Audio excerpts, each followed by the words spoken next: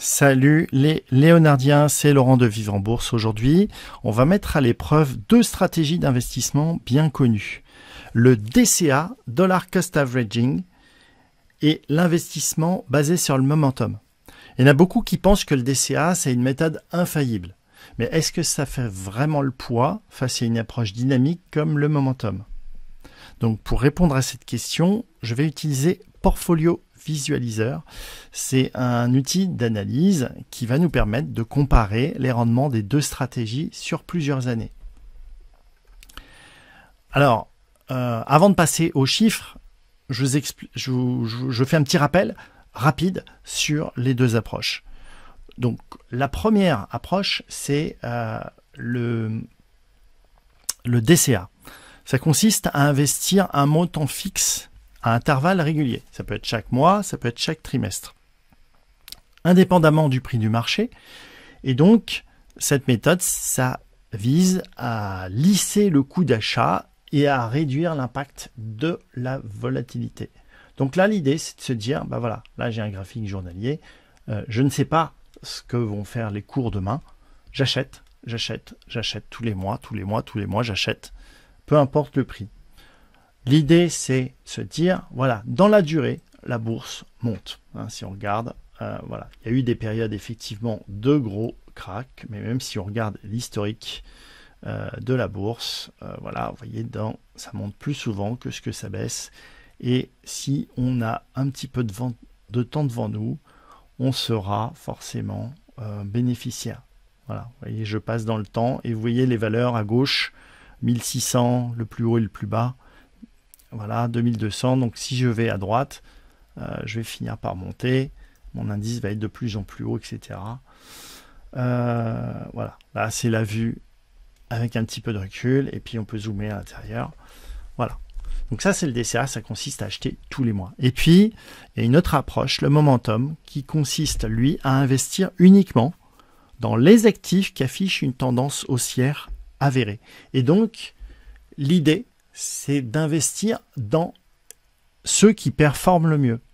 Vous avez plus de chances de gagner en investissant sur quelque chose qui monte plutôt qu'en investissant sur quelque chose qui descend. Donc l'idée, c'est de choisir les actions qui ont la meilleure performance. Voilà, donc en théorie, le DCA, ça permet d'éviter les erreurs de timing. Et c'est vrai qu'il vaut mieux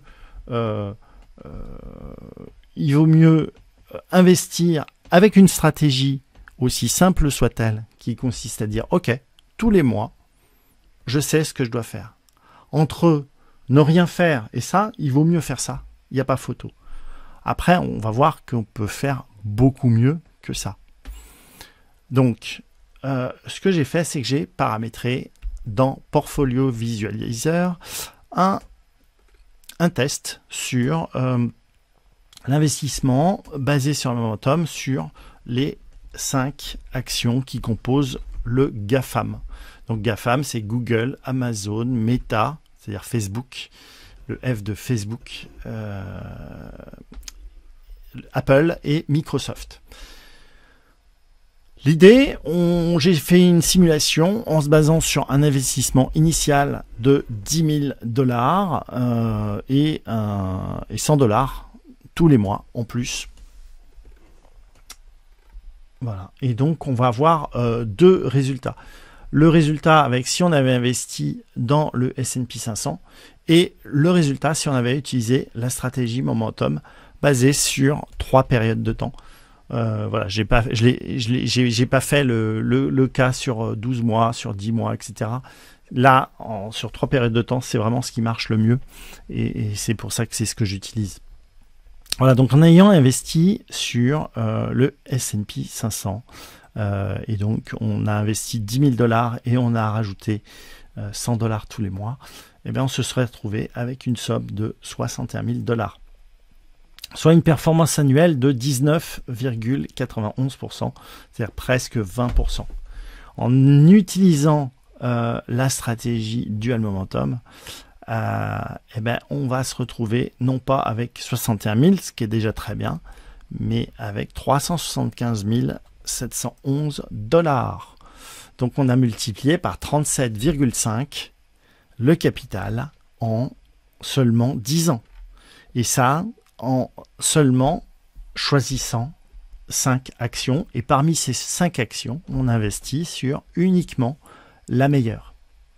Voilà. Et donc, on fait une performance annuelle de 43%. Après, on peut rajouter, voilà, je vais rajouter ici des simulations. Et là, vous allez halluciner. Je vais rajouter ici 2 actions. Alors, je vais rajouter Tesla d'abord. Je vais rajouter Tesla, stock. Et Tesla. Voilà. Hop. Et puis, hop. Voilà. Alors, je vais juste faire tourner, juste pour le fun. Regardez juste la performance. Donc là, on va regarder la période. On est toujours sur la période 2015 à 2025. Voilà. Et là, on a une performance annuelle de près de 60%. Donc, on a un drawdown un petit peu supérieur quand même. Enfin, un petit peu supérieur, effectivement, beaucoup supérieur. Mais on a une performance qui est quand même triplée. Et je vais rajouter ici, hop, on va rajouter une autre action. C'est Xiaomi. L'idée, c'est pas de prendre n'importe quelle action. Hein. L'idée, c'est de prendre des grosses capitalisations, là en l'occurrence, qui sont là pour durer et qui cartonnent, sur des boîtes qui cartonnent, qui ont des fondamentaux solides. Et l'idée, c'est de les intégrer au momentum et de se dire, bah voilà, j'investis sur ce qui performe le mieux. Alors là, on va voir que le résultat, il est sur une période plus courte. Pourquoi? Parce que Xiaomi, a priori, ne devait pas exister avant 2019, ou en tout cas n'était peut-être pas coté en bourse, ou en tout cas, il n'y a peut-être pas les résultats, les statistiques sur Xiaomi sur cette période-là. Mais donc, tout à l'heure, on était à 1 million sur une période de 6 ans. Là, on est à 900 000 on était à 1 million sur une période de 10 ans. Là, on atteint 900 000 sur une période de 6 ans. Donc, on a une performance annuelle de 111%. Ça paraît quand même waouh. Voilà. Et donc, effectivement, si on regarde par année, par exemple, là, en ce moment, cette année, Xiaomi, depuis le début de l'année, date à laquelle on est rentré. Si vous suivez la méthode Momentum, vous êtes rentré sur Xiaomi et donc on est à 52% de plus-value latente. Donc c'est pas mal parce que en ce moment l'indice il performe pas de ouf. Voilà, et j'ai vu il y a pas mal de monde qui a perdu pas mal d'argent là sur le S&P. Ça fait un peu mal, alors que pourtant, effectivement, il y avait moyen de gagner un peu d'argent en étant investi avec cette stratégie. Voilà. Donc après, ce qu'on peut regarder dans les statistiques, il y a par exemple quelque chose qui est assez intéressant, c'est de regarder. Ouais, mais ok, mais ça fait combien de fois on arbitre, parce que est-ce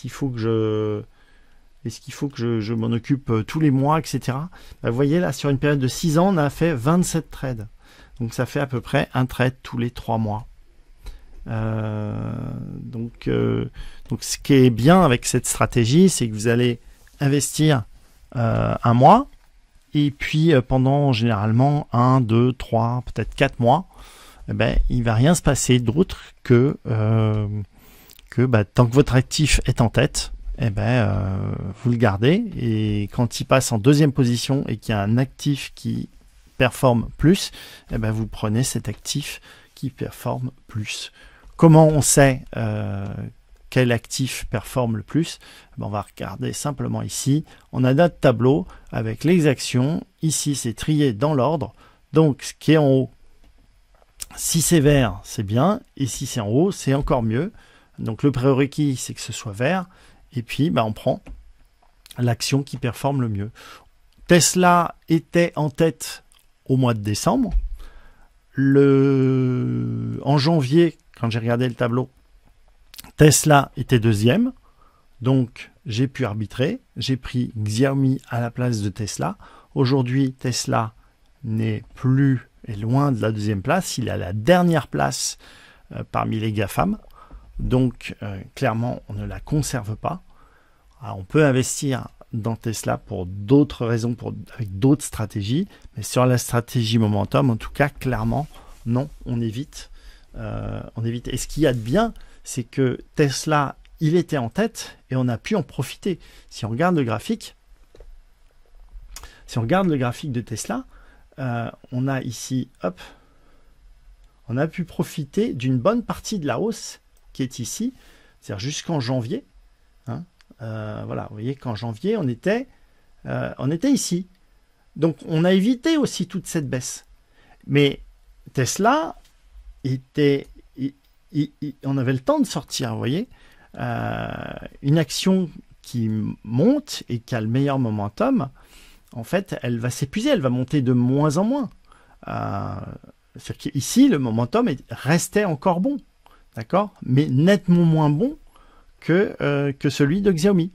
Et donc, dès le 1er janvier, on savait qu'ici, il y avait mieux à faire que de rester sur Tesla.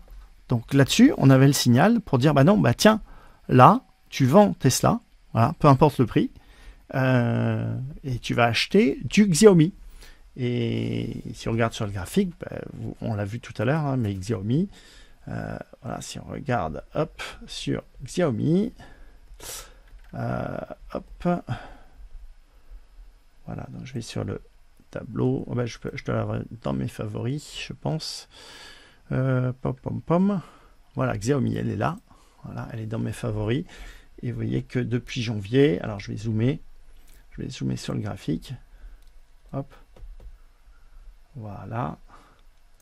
On était là, et on est rentré ici. Voilà, on est rentré à peu près au plus haut ici. Si on regarde, on dit, ah là là, mais t'es fou, c'est trop haut. Ouais, mais regardez, après, c'est ce qui monte c'est ce qui monte le plus. Et aujourd'hui, tant que ça monte le plus, on continue.